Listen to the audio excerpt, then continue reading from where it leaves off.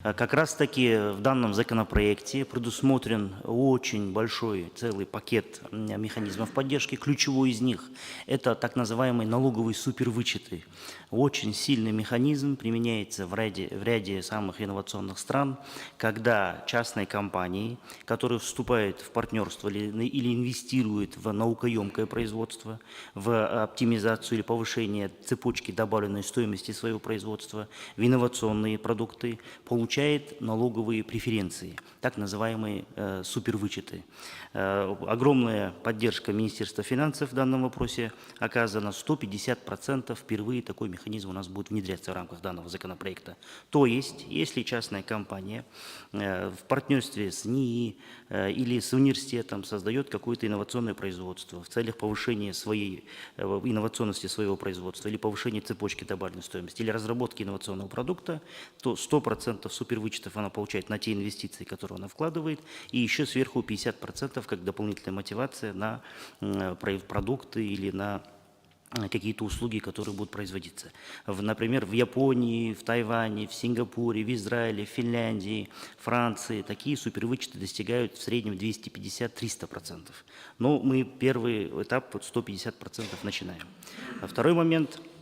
Мы активно сейчас переформатируем фонд науки, и законопроект в случае его поддержки, подписания, даст фонду науки функции венчурного фонда.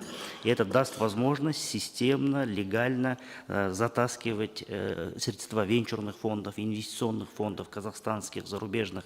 То есть применять те уже зарекомендовавшиеся, апробированные методы венчурного инвестирования, которые в информационных технологиях уже по перспективе 20-30 лет применяются, и уже теперь в большую науку.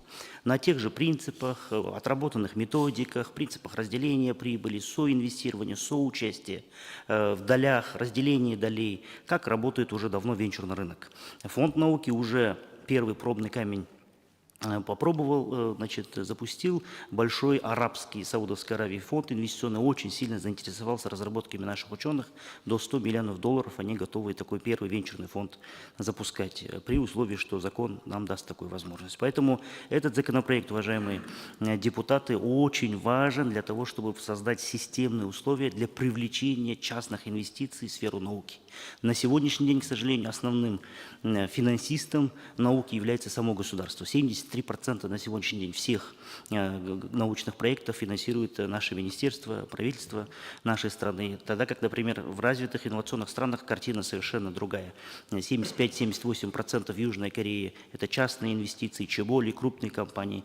До 82% – это частные инвестиции в США, это крупнейшие гиганты, Google, Meta, Amazon и так далее, и так далее. Поэтому нам нужно как раз-таки через этот законопроект создать системные, реальные механизмы, чтобы частный бизнес заходил в науку.